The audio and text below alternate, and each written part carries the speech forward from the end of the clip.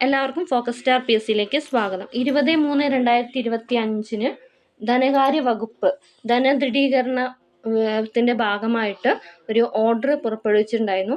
അപ്പോൾ അതിൽ വരുന്ന ഒരു പ്രധാനപ്പെട്ട ഒരു പോയിന്റാണ് ഈ ടൈപ്പിസ്റ്റ് പോസ്റ്റുകൾ ഇനി കൂടുതൽ ആവശ്യമില്ലാത്തതിനാൽ ഈ ഓഫീസ് സംവിധാനം ഇപ്പോൾ എല്ലായിടത്തും നടപ്പിലാക്കി വരുന്നുണ്ട്. ഈ ഒരു സാഹചര്യത്തിൽ ഒഴിവുകൾ PSCക്ക് റിപ്പോർട്ട് ചെയ്യേണ്ട ആവശ്യമില്ല. അതിന് പകരം താൽക്കാലിക നിയമനമായിട്ട് തുടർന്നാൽ മതി എന്ന് പറഞ്ഞിട്ടൊരു ഓർഡറാണ് വന്നിട്ടുള്ളത്.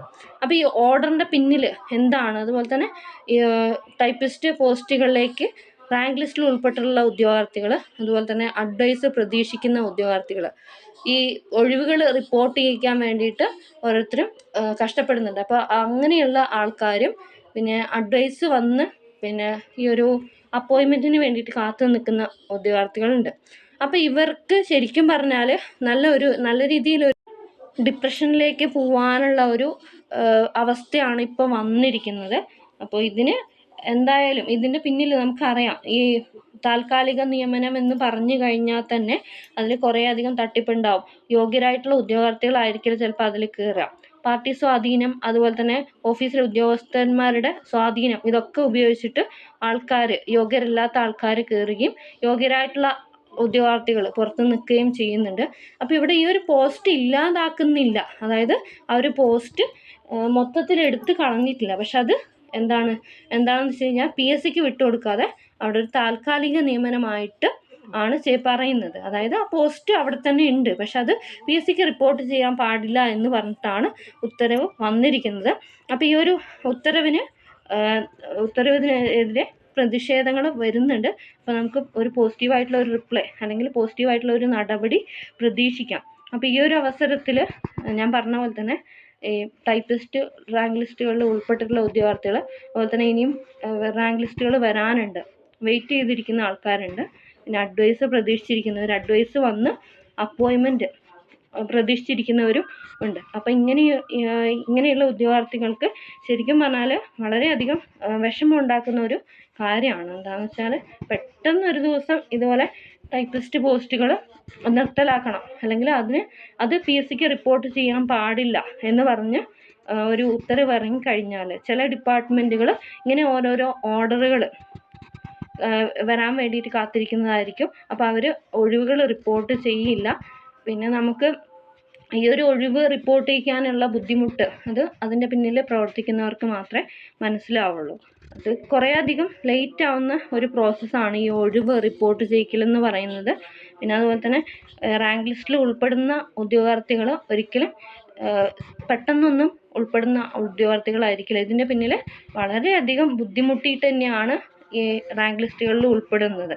റാങ്ക് ലിസ്റ്റിൽ ഉൾപ്പെട്ട് ഏകദേശം അഡ്വൈസ് ആവാനായവരുടെ അവസ്ഥ എന്ന് പറയുന്നത്, അതിപ്പം ഞാൻ ഫേസ് ചെയ്യുന്ന ഒരു അവസ്ഥയാണ്.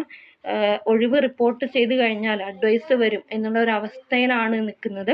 ഈ ഒരു അവസരത്തിലാണ് നമുക്ക് ഇങ്ങനെയൊരു ഓർഡർ വരുന്നത്. അപ്പോൾ ഇപ്പോൾ എല്ലാ ഓഫീസുകളും ഈ ഓഫീസ് തന്നെയാണ് വരുന്നത്. അപ്പോൾ ഇങ്ങനെയുള്ളൊരു സാഹചര്യത്തിൽ നമുക്ക് ഒഴിവ് റിപ്പോർട്ട് ചെയ്യിക്കാന്ന് പറയുമ്പോൾ അത് കുറച്ച് ബുദ്ധിമുട്ടുള്ള കാര്യമാണ്. ഇങ്ങനെയൊരു ഓർഡർ വരുമ്പോൾ അത് വളരെയധികം ടെൻഷനിലേക്ക് പോകുന്ന ഒരു കാര്യമാണ്. എന്താണെന്ന് വെച്ച് കഴിഞ്ഞാൽ നമ്മൾ പഠിച്ച് കഷ്ടപ്പെട്ട് അഡ്വൈസ് കയ്യിൽ ഇന്ന് വരും, അല്ലെങ്കിൽ കുറച്ച് ദിവസം കഴിഞ്ഞ് വരും എന്ന് പ്രതീക്ഷിച്ചിരിക്കുമ്പോൾ ഉണ്ടാകുന്ന ഒരു മാനസികാവസ്ഥ പറഞ്ഞറിയിക്കാൻ പറ്റുന്നതല്ല. പിന്നെ അതുപോലെ തന്നെ ഓൾറെഡി അഡ്വൈസ് വന്നവർക്ക് വരുന്ന ഒരു ടെൻഷനാണ്.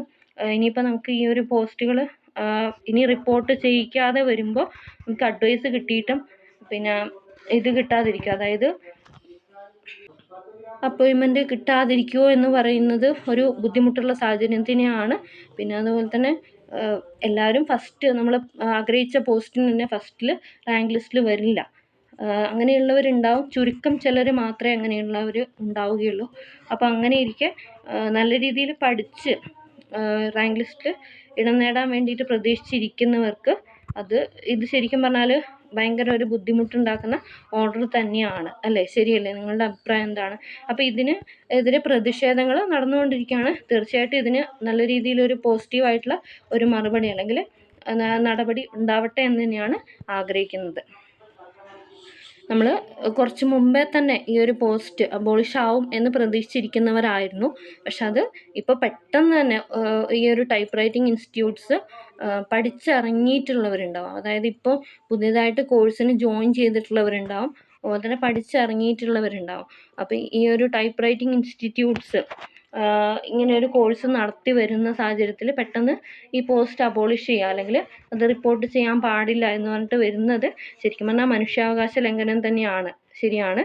എന്താണെന്ന് വെച്ച് കഴിഞ്ഞാൽ ഇപ്പോൾ പഠിച്ചിറങ്ങിയിട്ടുള്ള ഉദ്യോഗാർത്ഥികൾ പിന്നെ ഈ ഒരു പോസ്റ്റിന് വേണ്ടിയിട്ട് കാത്തിരിക്കുന്നവർ എന്ത് ചെയ്യണമെന്നാണ് ഉദ്ദേശിക്കുന്നത് എന്നുള്ളത് മനസ്സിലാവുന്നില്ല. അതായത് പഠിച്ചിറങ്ങിയിട്ട് പിന്നെ ആ ഒരു ജോലി നമ്മൾ പ്രതീക്ഷിച്ചിട്ടാണ് ഓരോ കോഴ്സും പഠിക്കുന്നത്.